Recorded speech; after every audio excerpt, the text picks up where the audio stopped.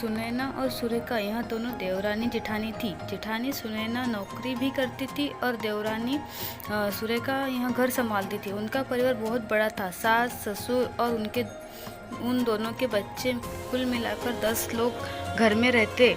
और अब बहुत साल बाद उनकी बुआ सास अपने भाई के घर रहने आई थी। सुबह उठने के बाद बुआ सास ने देखा कि सुनैना फटाफट अपने घर के काम कर रही थी। सुरेखा ने नाश्ता बनाया और वो नाश्ता सुनैना ने सबको परोसा। उसके बाद सुनैना ने अपना टिफ़िन पैक किया और वह काम पर निकल गई। सुरेखा ने वापस दोपहर का खाना तैयार किया और थोड़ा सा वक्त अपनी सास और बुआ सास के साथ बैठी रही। बुआ सास से रहा नहीं गया। उन्होंने सुरेखा को पूछा, छोटी बहू, तुम्हारी जेठानी तुझ पर बहुत हुक्म चलाती है। सुबह से देख रही हूँ रसोई घर में तुम अकेले ही काम कर रही हो और वह महारानी दिखावा करने के लिए नाश्ता परोस रही थी, जैसे कि उसी ने ही नाश्ता बनाया हो। यह सुनने के बाद सुरेखा ने बुआ सास के तरफ देखा और बोली, बुआ सास जी, ऐसा कुछ भी नहीं है, सुनैना दीदी बहुत अच्छी है।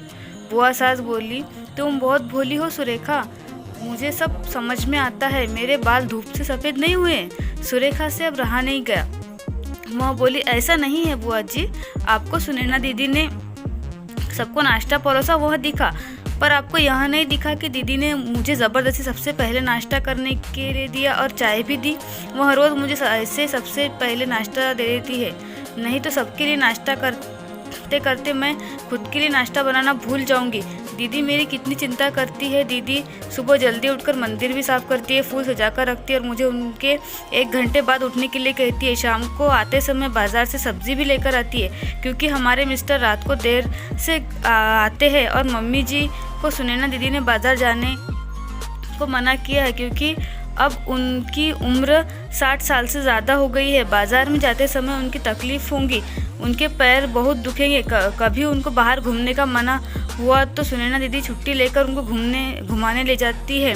और हाँ बुआ जी, दीदी रोज़ शाम को आने के बाद मैं कितनी भी थकी हो तब भी मुझे खाना बनाने में मदद करती है। वह मेरी बड़ी जेठानी ज़रूर है, पर मुझे अपनी छोटी बहन की तरह बहन ही समझती है और मैं उनको अपनी बड़ी बहन समझती हूँ।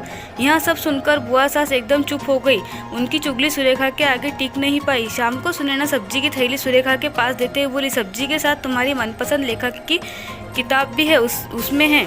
यह सुनकर सुरेखा खुश हो गई। सुनैना को थैंक यू बोलकर सब्जी की थैली किचन में रखकर वह अपने रूम में चली गई।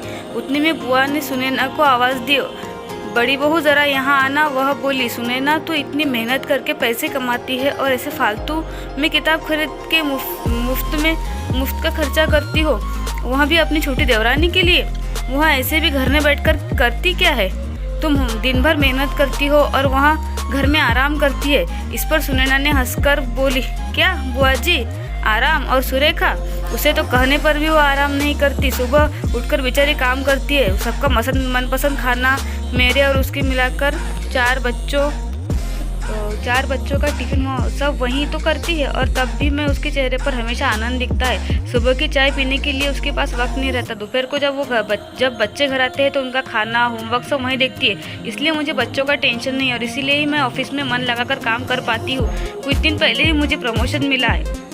इसके अलावा मम्मी जी और पापा जी की दवाइयाँ कभी ख़त्म होंगी और कब लाने हो तो वही ध्यान रखती है। घर में कोई मेहमान आए तो उनकी मेहमान नवाजी में भी वह कोई कम वही करती है। बुआ जी, घर और बच्चे संभालना छोटी बात नहीं। इतना सब सुनकर बुआ जी उनकी तो बोलती बंद हो गई। सुनैना कभी अपनी शिकायत नहीं करती, वह सब काम कर लेती है। वह सिर्फ अपना पढ़ना पसंद करती है। फिर मैं अपनी छोटी बहन के लिए इतना भी नहीं कर सकती? मैं नहीं करूँगी तो कौन करेगा? इतना बोलकर सुनैना अपने रूम में चली गई। यह सब बोलना सुनैना के साथ पीछे खड़े होकर सुन रही थी। वह बुआ सास के पास आई और बोली, जीजी, यह दोनों देवरानी जेठानी ज़रूर है, लेकिन उनका रिश्ता 2 सगी बहनों से ज़्यादा पक्का है। मेरे घर की मजबूत दीवारें है यह दोनों। पहले मैं भी एक बुरी सास थी, हमेशा इन दोनों में झगड़ा लगाने का प्रयास करती थी, पर यह दोनों के प्यार के आगे मैं भी हार गई। वैसे भी झगड़ा लगाकर नुकसान तो हमारे ही घर का होगा ना। यह बात बुआ के समझ में नहीं आई। रुदन करते हुए अपने कमरे की तरफ चली गई, क्योंकि उन दोनों में झगड़ा लगाने के लिए वो आई थी। पर सुनैना और सुरेखा इन जैसी दो समझदार देवरानी जेठानी के बीच झगड़ा करवाना बहुत मुश्किल था। तो दोस्तों, सुनैना और सुरेखा इनकी जैसी समझदार देवरानी जेठानी जिस घर में होंगे उस घर का कोई बुरा नहीं कर सकता। जिस घर में ऐसी बहुएं होंगी वह घर स्वर्ग बन जाएगा।